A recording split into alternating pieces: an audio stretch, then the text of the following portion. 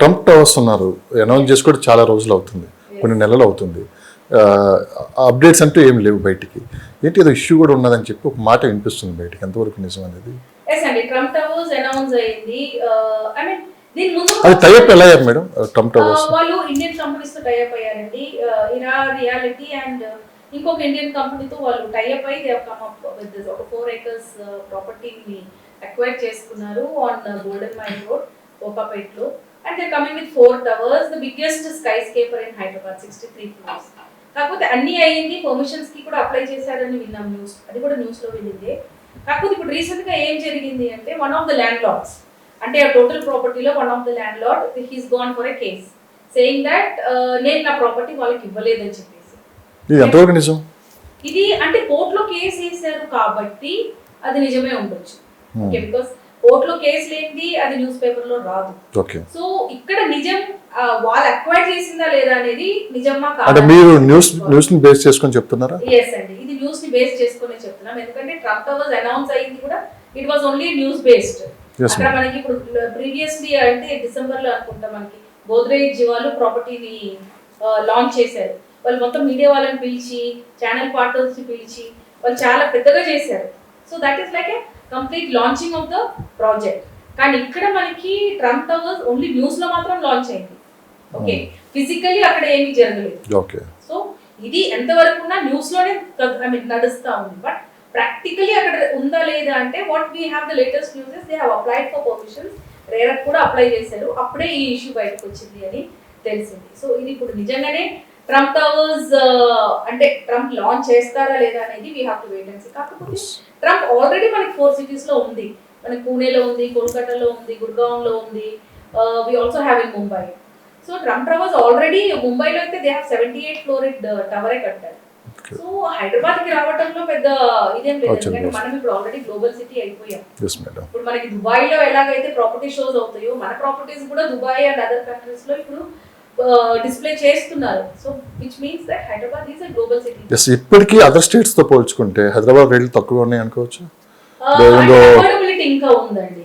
Okay, okay, C వేరే ఏ state కి మీకు ఎన్నో 800 to 900 SFT ఫ్లాట్ తీసుకోవాలంటే మీకు minimum, I'm talking about metropolitan cities, మీకు మినిమం 1.5 to 1.6 CR పడుతుంది. అదే ఇప్పటికి కూడా మనకి హైదరాబాద్ లో 80 lakhs నుంచి 1.2 1.3 వరకు మనకి ఇంకా దొరుకుతుంది ఆ ఫ్లాట్స్, ఆ సైజెస్.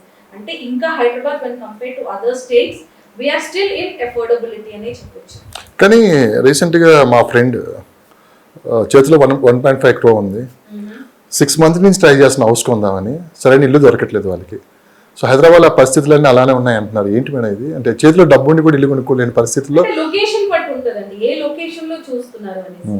ఇప్పుడు ఓల్డ్ హైదరాబాద్ వైపు చూస్తే మీకు సో ఫర్ ఎగ్జాంపుల్ మణికొండే అనుకుందాం మేడం, మణికొండలో కూడా సో ఆ బడ్జెట్ లో సరైన ప్రాపర్టీ దొరకట్లేదు. 2 BHK దొరుకుతుందండి ఆ బడ్జెట్.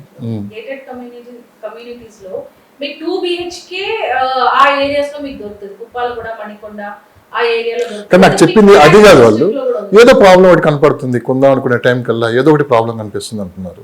అది మెయిన్ ఇక్కడ. బేసిక్ గా ఏంటంటే సార్ ఇప్పుడు స్కై స్కేపర్స్ మనకి ఇప్పుడు హైదరాబాద్ లో చాలా అయినాయి. అంటే స్కై స్కేపర్స్ అంటే లైక్ 50 floors 60 floors వచ్చే బిల్డింగ్స్ ని మనం స్కై స్కేపర్స్ అంటాం. ఇప్పుడు 2024 వరకు అయితే మనం హై రైజ్ అపార్ట్మెంట్స్ అని అంటాం. కానీ ఇక్కడ వాట్ ఐ అండర్స్టాండ్ అంటే నేను కూడా చాలా మంది కస్టమర్స్ ని కలుస్తూ ఉంటాను కాబట్టి నాకు అర్థమయ్యేది ఏంటంటే వీళ్ళు హై ఎండ్ ప్రాపర్టీస్ కావాలి అనే ఒక ఉద్దేశంతో డబ్బులు అయితే కూడబెడుతున్నారు. కానీ కొనే ముందు చాలా భయాలు ఉంటున్నాయి. ఫస్ట్ థింగ్ ఏంటంటే హైదరాబాద్ లో ఇంత పెద్ద పెద్ద ప్రాజెక్ట్స్ ఎవరు కట్టలేదు దీని ముందు. ఫస్ట్ టైం ఇంత పెద్ద పెద్ద టవర్స్ వస్తున్నాయి. పోనీ ఏదో ఒక ప్రాజెక్ట్ ఉంది 35 30 40 floors ఉంది, అదొక 2 years నుంచి అది కరెక్ట్ గా నడుస్తా ఉంది అంటే రెఫరెన్స్ ఇవ్వగలిగే ప్రాపర్టీస్ ఇప్పుడు ఏమీ లేవు. హైదరాబాద్ లో హైయెస్ట్ ప్రాపర్టీ ఇప్పుడు పొజిషన్ కి వచ్చేది స్కాండియర్ మియాపూర్ బాచ్పల్లి రోడ్ లో, దట్ ఈస్ 40 floors. ఓకే, ఇంతవరకు 40 floors ఒక ప్రాజెక్ట్ మనకి హైదరాబాద్ లో ఏది హ్యాండ్ ఓవర్ అవ్వలేదు. 33 35 38 floors తప్ప. సో జనాలకి ఏంటంటే ఇది వీళ్ళు ఫస్ట్ ఇది కడతారా లేదా అనేది ఈస్ ఫస్ట్ ఇది. ఎందుకంటే స్కై స్కేపర్స్ కట్టి హైదరాబాద్ బిల్డర్స్ కి ఎక్కడ ఎక్స్పీరియన్స్ లేదు. అది టెక్నికల్ గా, ఫైనాన్షియలీ, మేనేజీరియల్గా అది చేయగలుగుతారా లేదా అనే ఒక క్లిచ్ అయితే వాళ్ళ మనసులో ఉంది. సెకండ్ థింగ్ ఇస్ ఇది తీసుకున్న నుంచి మెయింటెనెన్స్ ఎలా ఉంటుంది అనేది. ఇంకోటి ఇప్పుడు ఫ్లాట్ కొనడానికి వెళ్ళినా కూడా base price of the flat, ఇప్పుడు మీరు అన్నట్టు 2 BHK కొనాలి అనుకోండి, base price of the flat is self is coming to 1.4, 1.5. దానికి తోడు మళ్ళీ car parking, floor rise charges, దీని ముందు 7th floor and above charge చేసేవారు, ఇప్పుడు 3rd ఫ్లోర్ నుంచే చార్జ్ చేస్తున్నారు 50 రూపాయలు, 100 రూపాయలు. అదే ఒక 10 లక్షలు అవుతుంది ఎస్ఎఫ్టీ మీద. కార్ పార్కింగ్ ఒకటి, కార్పస్ ఫండ్ ఒకటి, 2 years మెయింటెనెన్స్. సో ఇవన్నీ కూడితే ఇంకో 20-25 lakhs అవుతుంది. సో జనాలు ఎక్కడి నుంచి కొంటారు? సో ఇప్పుడు సేల్స్ వాపస్ వెళ్తున్నాయి అంటే main reason is this only.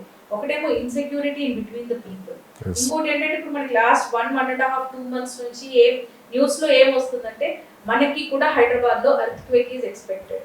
అది మనకి సిస్మిక్ ఇది అదేమంటారు వాళ్ళు డిపార్ట్మెంట్ వాళ్ళు మనకి ఇచ్చిన ఈ హింట్ ఇది. సో ఇంత పెద్ద పెద్ద హై రైజ్లు మనం తీసుకుంటే నిజంగానే ఇప్పుడు ఒక 40 floors 50 floors కట్టి ఒక 2-3 సార్లు మనకి ఎర్త్క్వేక్ వచ్చి ఆ బిల్డింగ్ ఏం అవ్వలేదంటే కాన్ఫిడెంట్ గా వెళ్ళి కొంటారు. కానీ ఇప్పుడు జనాల మధ్యలో కూడా చాలా భయాలు ఎక్కువైనాయి. ఇంకోటి ఇంత డబ్బులు పెట్టి కొంటున్నాము, ఇది ఒక డిప్రిషియేటింగ్ అసెట్. అది రేపు నేను అమ్మాలి అనుకుంటే కొనే వాళ్ళు ఉంటారా లేదా అనేది కూడా is a very big challenge. Okay,